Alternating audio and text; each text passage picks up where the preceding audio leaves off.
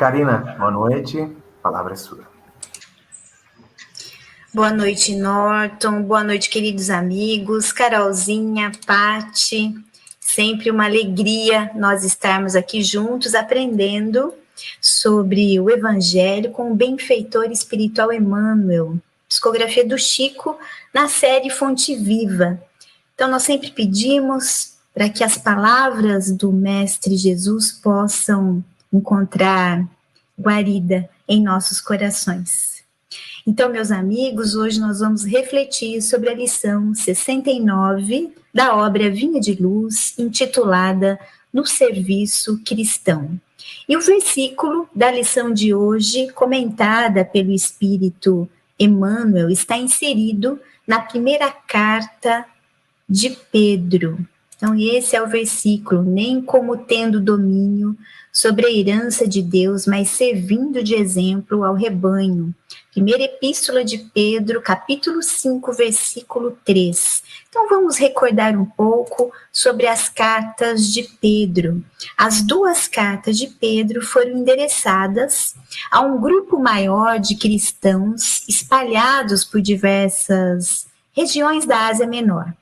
Por isso, elas são denominadas de universais, diferentes das de Paulo, que são dirigidas às comunidades ou às pessoas.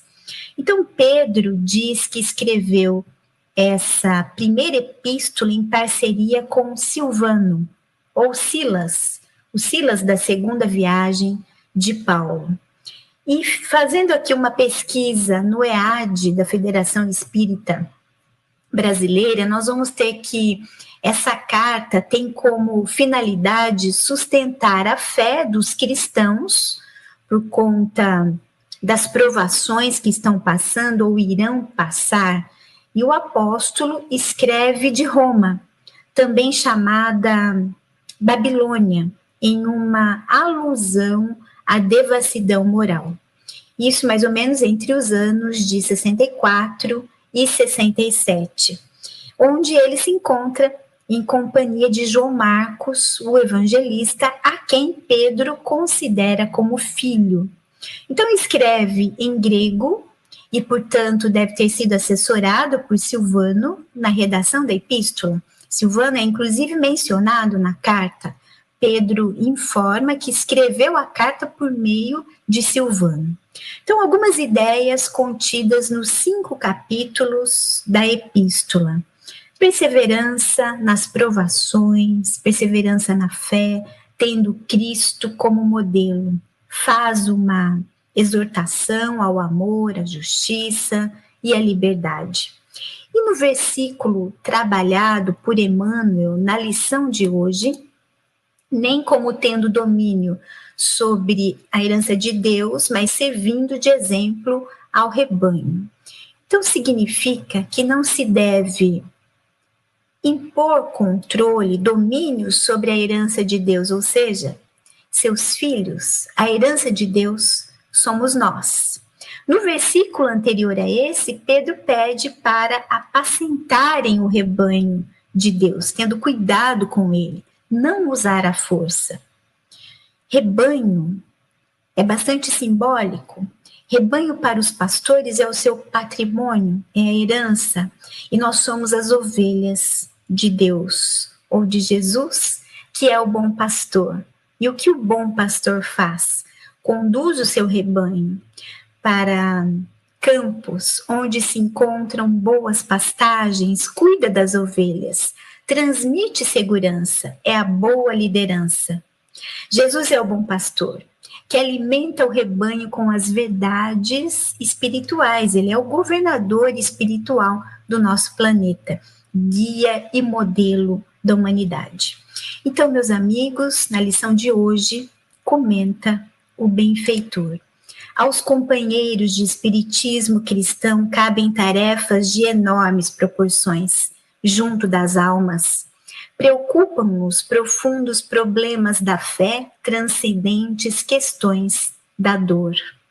Compromissos grandes, porque o Espiritismo é a terceira revelação, é o Consolador prometido por Jesus, que disse antes da crucificação: na última ceia com os apóstolos, que iria pedir ao Pai que enviasse um outro Consolador, denominado Espírito de Verdade. Esse Consolador viria no futuro, ou seja, numa fase onde a humanidade estivesse mais esclarecida, ou seja, mais propícia a novos ensinamentos. E Kardec vai nos dizer, no capítulo 6 de O Evangelho segundo o Espiritismo, que o Espiritismo veio no tempo previsto, cumprir a promessa do Cristo, e preside o seu advento, o Espírito de Verdade, trazendo compreensão, porque fala sem alegorias, sem figuras, desvenda certos mistérios e traz a suprema consolação a todos os que sofrem, porque dá uma causa justa e um fim útil a todas as dores. Ou seja, meus amigos, a doutrina espírita explica as causas dos sofrimentos e como passar bem por elas. E o espírita é o instrumento da consolação, é o trabalhador da última hora. Então diz o benfeitor, porque dão de graça o que por graça recebem, contam com a animosidade dos que vendem os dons divinos. Todos recebemos dons, recursos e podemos auxiliar o próximo. Seguindo a orientação de Jesus, dar de graça o que de graça recebeis com relação à mediunidade, é um dom divino e nós entendemos que deve ser exercida dentro dos preceitos da verdadeira caridade. No auxílio aos desencarnados e encarnados, não pode ser comercializada, fazendo parte de um compromisso, de uma programação assumida no plano espiritual pelo médium. Então Emmanuel diz, porque procuram a sabedoria espiritual, recebem a gratuita aversão dos que se cristalizam na pequena ciência. Kardec e os espíritos superiores da codificação vão nos orientar sobre a importância do desenvolvimento intelectual, lá na questão 780 de O Livro dos Espíritos, no capítulo 7, Lei do Progresso, quando os espíritos nos orientam que o progresso moral é uma consequência do intelectual, porque nos faz compreender o bem e o mal, e nós podemos escolher ter o discernimento das coisas. E na sequência das perguntas, eles vão nos dizer que o equilíbrio entre o senso moral e o intelectual só acontece com o tempo, que seria a sabedoria espiritual, a aliança entre o conhecimento e o sentimento. No entanto, deve-se ter esse cuidado de não ficar na superficialidade do conhecimento, da intelectualidade, ou, como diz Emmanuel, com a mente cristalizada na pequena ciência. Porque se preparam em face da vida eterna, desligando-se do egoísmo destruidor, são categorizados como loucos pelos que se satisfazem na fantasia transitória. O espírita sabe que precisa trabalhar essa chaga que todos ainda carregamos, que é o egoísmo, o apego, e estuda suas imperfeições para dominá-las, compreendendo que somos espíritos milenares, imortais, vivendo experiências transitórias na matéria, importantes para o nosso aprendizado. O combate ao egoísmo é prioridade, porque ele é a causa de todos os males da humanidade. E de onde vem o egoísmo? Faz parte do processo evolutivo do espírito. Nas nossas primeiras encarnações, nós vamos ter o instinto que é o precursor para o desenvolvimento dos futuros sentimentos. Nossa trajetória evolutiva vai, então, do instinto ao altruísmo. E, nesse momento, estamos encarnados em um mundo ainda bastante atrasado, de causa e efeito, ou de provas e expiações, onde o materialismo, o apego às coisas, às pessoas, ainda predominam sobre os valores espirituais, Nós somos ainda, meus amigos, bastante maturos, mas o espírita tem consciência disso e aprendeu no Livro dos Espíritos, lá na questão 895, que o interesse pessoal é sinal notório de inferioridade. Então, ser egoísta é estar fechado em si mesmo, fechado para o amor, não conseguir olhar o outro em uma perspectiva que não seja a de satisfazer os desejos pessoais. E sair dessa condição é um grande desafio para todos nós, uma luta que travamos contra nós mesmos.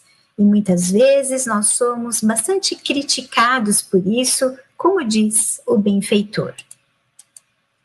Quanto maior, porém, a incompreensão do mundo, mais se deverá intensificar naqueles as noções da responsabilidade.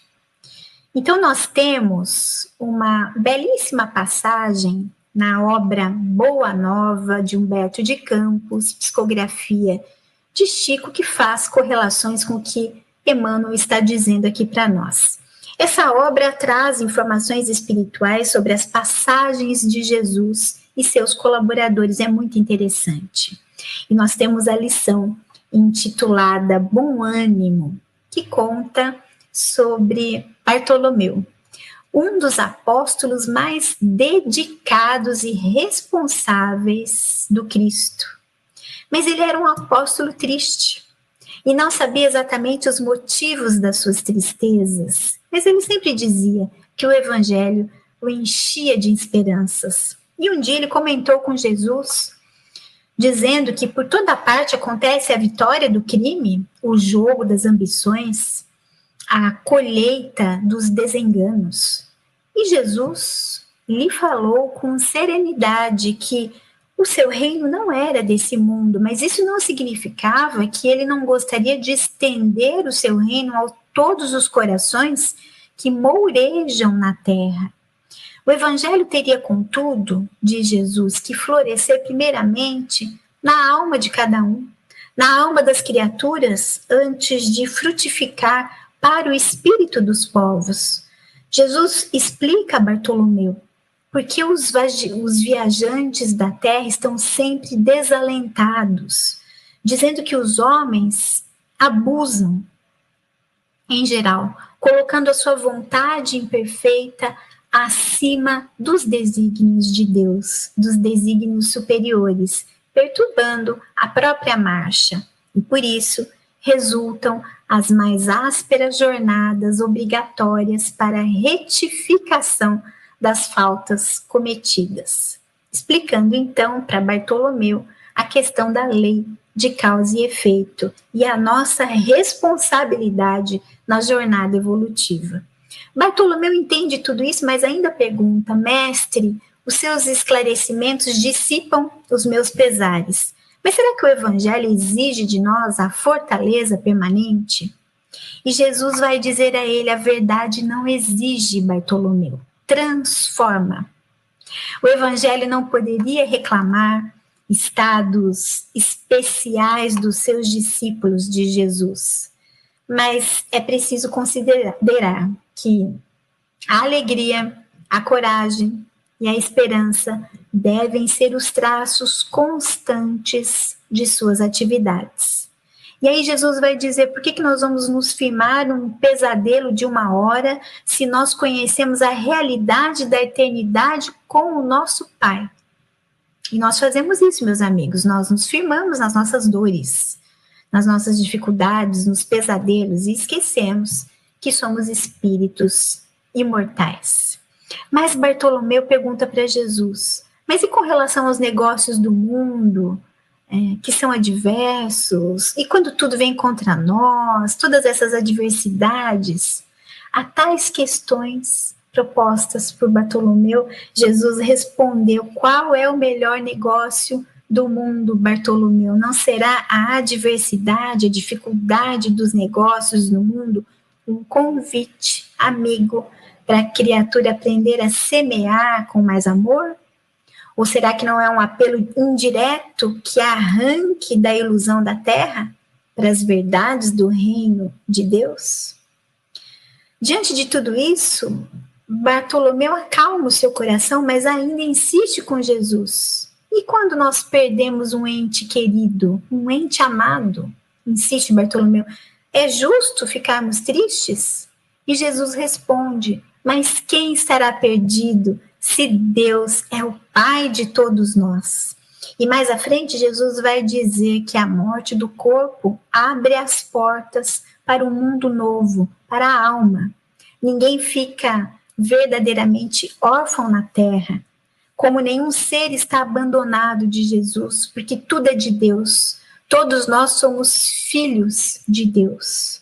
Então, Bartolomeu colhe todas essas orientações, esses ensinamentos, e fica feliz, fica pacificado, e ele vai para casa em Dalmanuta, onde morava, meditando sobre todas essas lições.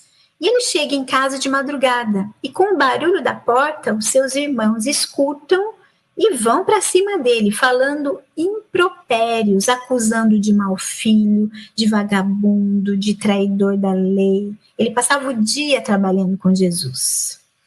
O apóstolo, nesse momento, então, recorda do evangelho. E ele sente que ele tem bastante alegria para dar a seus irmãos.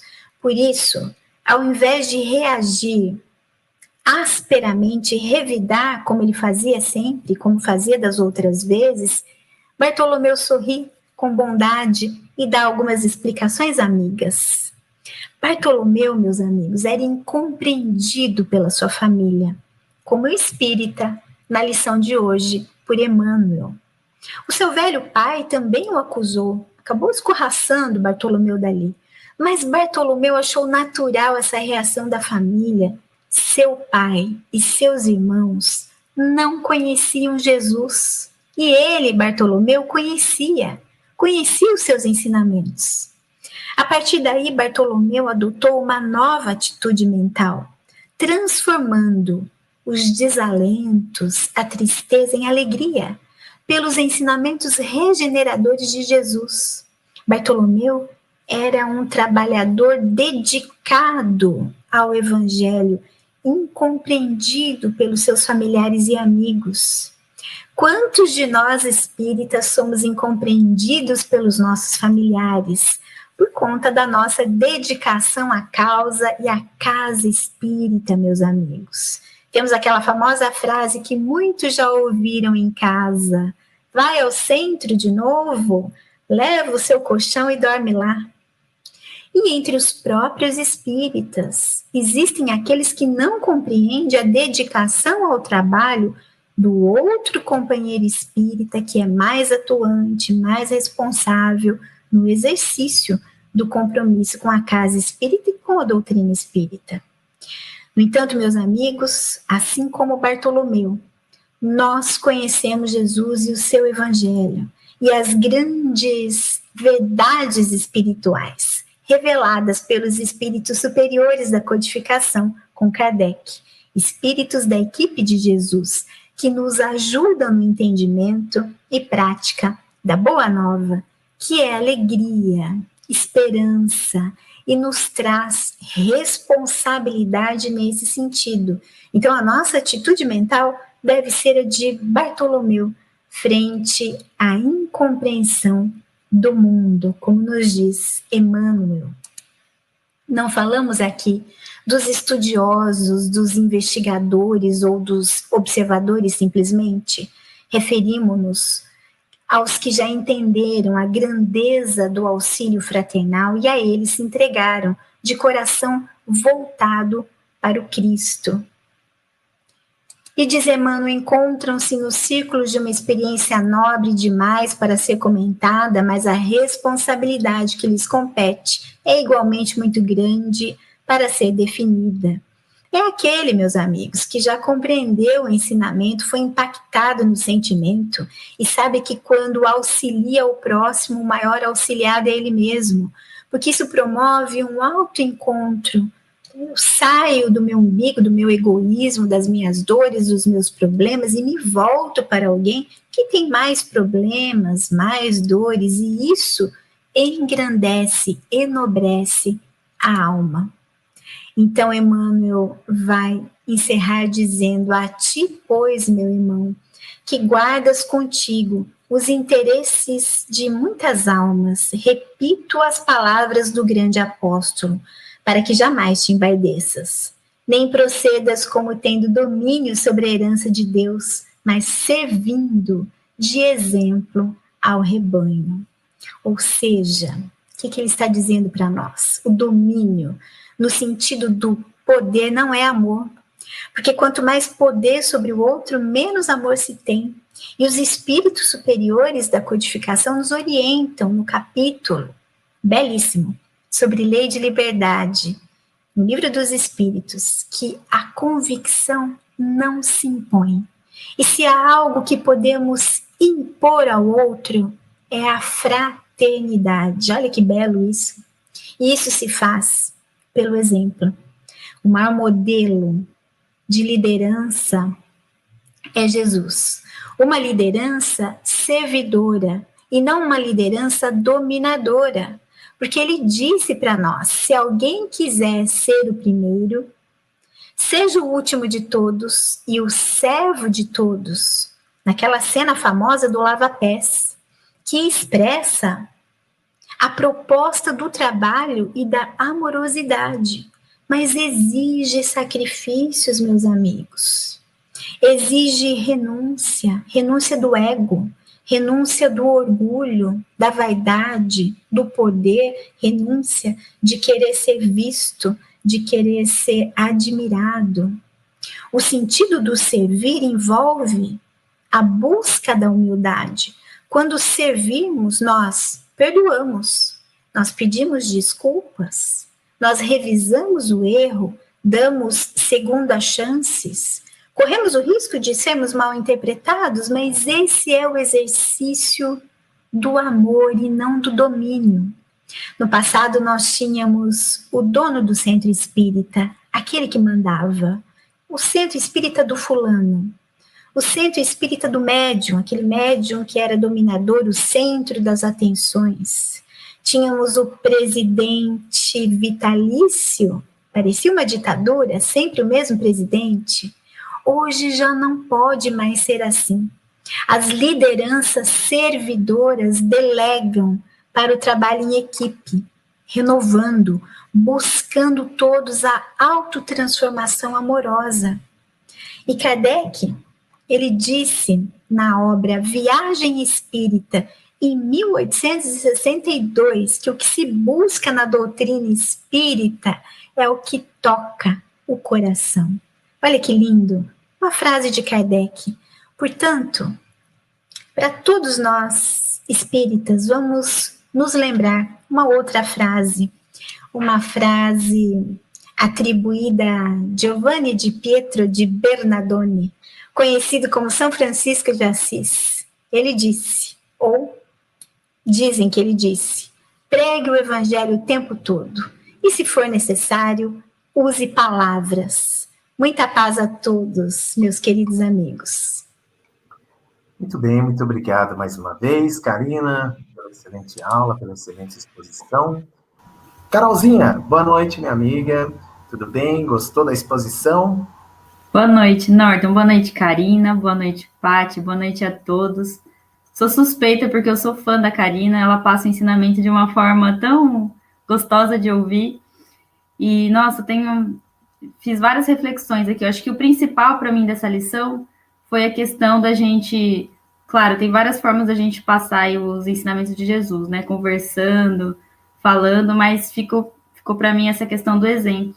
A gente, quando muda as atitudes, estudando o Evangelho, igual a gente está fazendo aqui, conversando sobre ele, esse é o maior ensinamento que a gente pode passar para as pessoas.